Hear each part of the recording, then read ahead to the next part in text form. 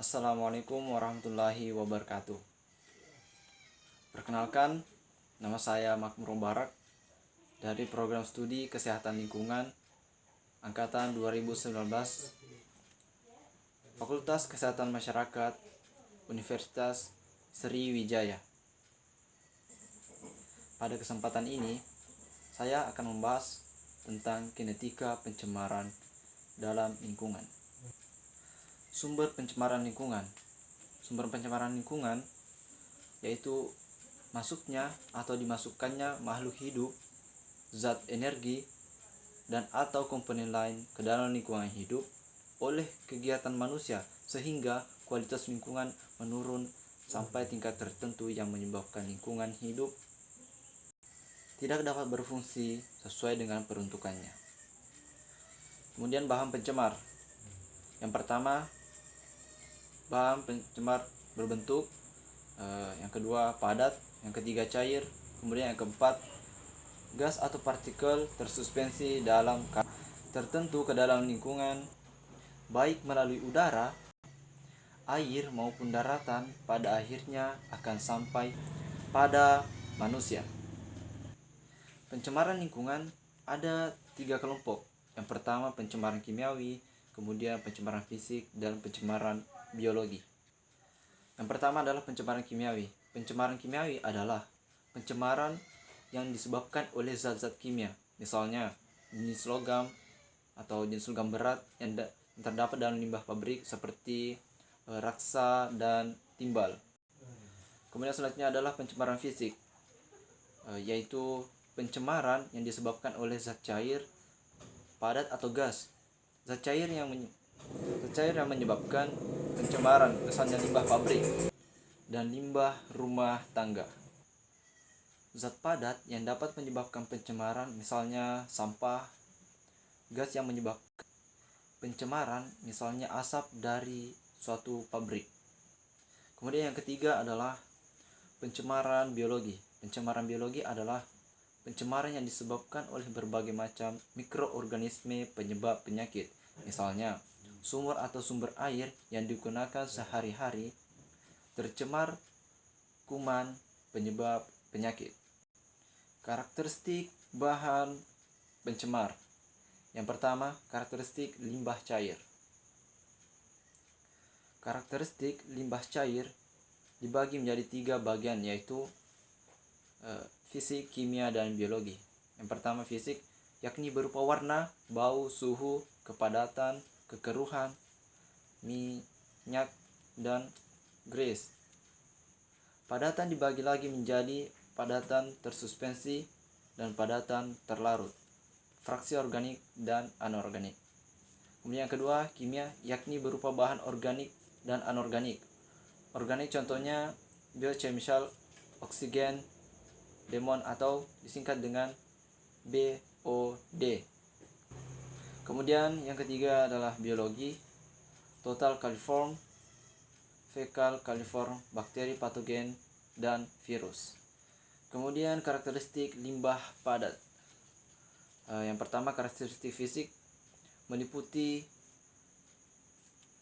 fluktuasi jumlah atau volume, densitas, ukuran partikel, head value, nilai kalor, komposisi, proksimat seperti kadar abu, bahan organik, total kepadatan, dan fixed carbon. Kemudian karakteristik kimia meliputi komposisi ultimate seperti C, H, O, N, S, dan P, dan kandungan berbahaya seperti toksid metal, bahan organik berbahaya, dan kemudian ada juga asbestos. Kemudian karakteristik limbah gas. Bahan pencemar primer merupakan bahan polutan yang diemisikan ke atmosfer secara langsung dari sumbernya. Bahan pencemar tipe ini dapat menyebabkan bahaya apabila berada dalam konsentrasi yang cukup tinggi. Bahan pencemar yang termasuk dalam kategori ini meliputi senyawa karbon seperti CO, CO2, CH4 dan VOC. Senyawa nitrogen seperti NO, N2O, dan NH3. Kemudian jenis pencemar dalam gas. Yang pertama adalah partikel, yaitu partikel dalam udara yang memiliki ukuran lebih dari molekul tunggal. Misalnya partikel debu dan asap, yang dapat menyebabkan berkurangnya jarak pandang dan berdampak buruk bagi kesehatan manusia, seperti penyakit bronkitis kronis. Kemudian ada nitrogen oksida atau NO3, dan juga ada sulfur oksida atau sering disebut dengan SO3. Kemudian ada VOC yang dihasilkan dari industri dan menyebabkan penipisan ozon, penyakit asam, atau kabut. Kemudian ada POP yang dihasilkan dari kegiatan industri dan menyebabkan penyakit kanker, penurunan kesuburan, dan produktivitas manusia. Kemudian ada karbon dioksida atau CO2, kemudian ada juga CFC, merupakan polutan udara yang menyebabkan penyakit kanker kulit, katarak, serta berbahaya bagi kehidupan biota air dan produksi pertanian. Kemudian perubahan bentuk zat polutan. Polutan adalah bahan atau zat yang dapat menyebabkan pencemaran.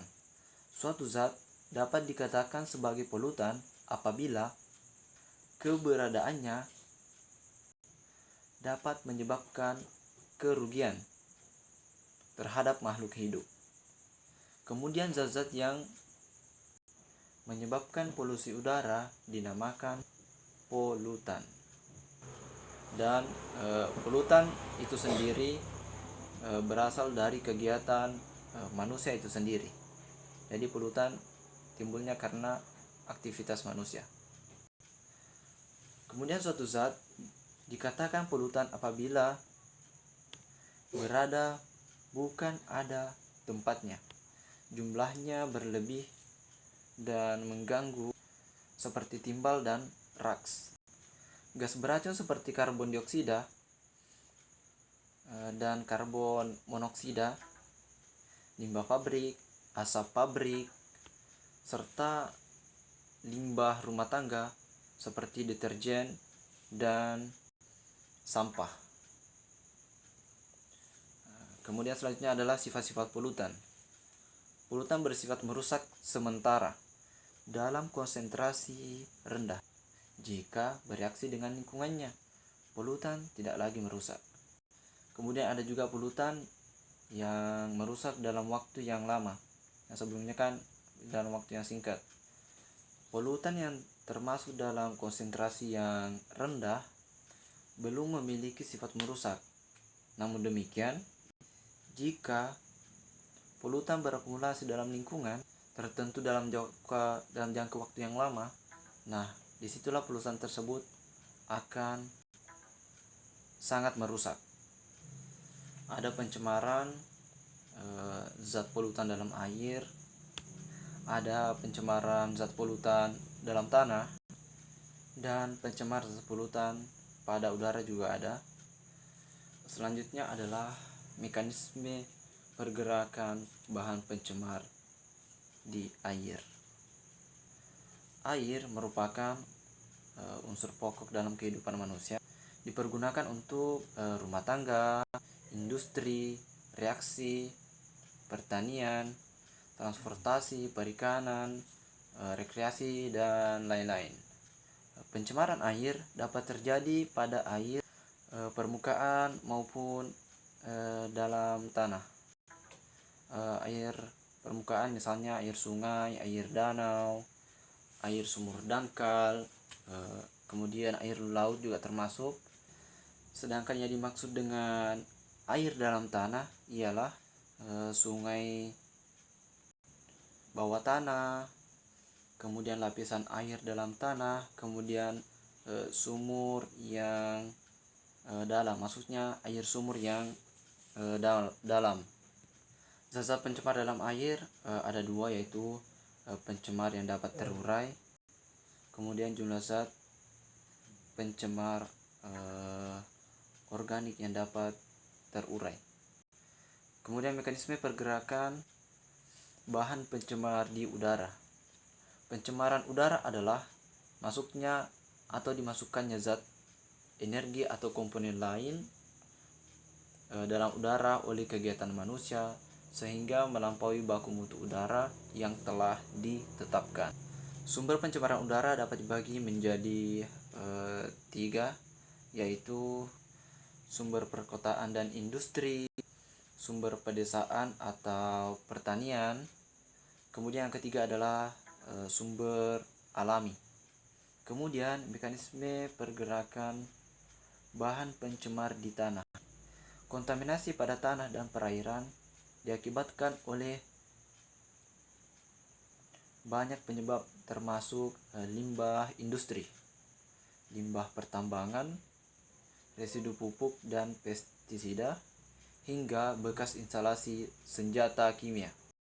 Kontaminasi logam tanah pertanian bergantung pada yang pertama jumlah logam yang ada pada batuan tempat terbentuk, kemudian jumlah mineral yang ditambahkan pada tanah sebagai pupuk, kemudian jumlah deposit logam dari atmosfer yang jatuh ke dalam tanah, kemudian jumlah yang terambil dalam proses panen atau remembers ke dalam tanah yang lebih dalam. Itulah tadi penjelasan mengenai kinetika pencemar dalam lingkungan. Semoga apa yang saya sampaikan dapat bermanfaat untuk teman-teman semua bagi yang mendengarnya. Kemudian saya mohon maaf apabila ada kekurangan dalam berbicara ataupun penyampaian materi ini. Akhir kata dari saya, terima kasih sudah menonton.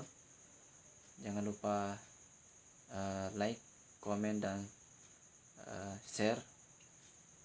Akhir kata, wassalamualaikum warahmatullahi wabarakatuh. Dadah.